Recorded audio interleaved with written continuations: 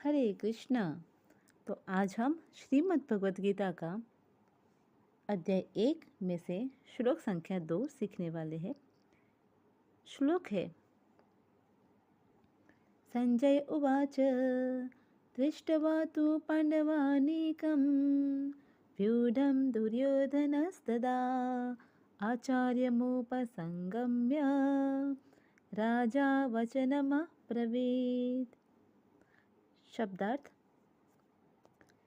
संजय उवाच, संजय ने कहा, दृष्ट्वा देखकर, तू लेकिन, पांडव अनेकम पांडवों की सेना को, व्यूढ़म व्यूह रचना को, दुर्योधन राजा दुर्योधन ने, तदा उस समय, आचार्यम शिक्षक गुरु के, उपसंगम्य पास जाकर, राजा राजा वचनम शब्द अब्रवीत कहा।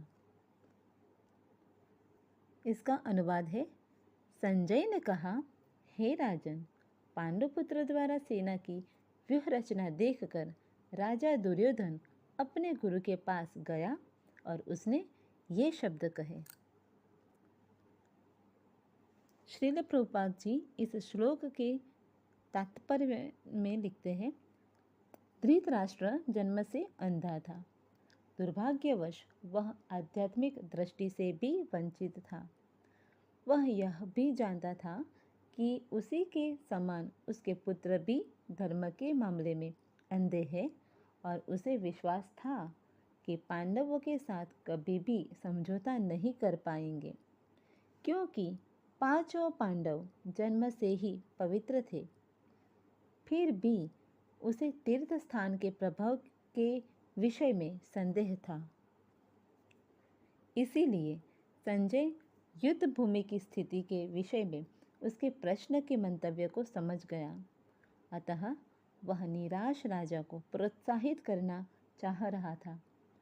उसने उसे विश्वास दिलाया कि उसके पुत्र पवित्र स्थान के प्रभाव में आकर किसी प्रकार का समझौता करने नहीं जा रहे हैं। उसने राजा को बताया कि उसका पुत्र दुर्योधन पांडवों की सेना को देखकर तुरंत अपने सेनापति द्रोणाचार्य को वास्तविक स्थिति से अवगत कराने गया। यद्यपि दुर्योधन को राजा कहकर संबोधित किया गया है, तो भी स्थिति की गंभीरता के कारण उसे सेनापति के पास जाना पड़ा। अतएव दुर्योधन राजनीतिज्ञ बनने के लिए सर्वथा उपयुक्त था, किंतु जब उसने पांडवों की व्यूह रचना देखी तो उसका यह कूटनीतिक व्यवहार उसके भय को छिपा न पाया। यहीं पर श्लोक संख्या 2 का तात्पर्य समाप्त होता है। हरे कृष्ण।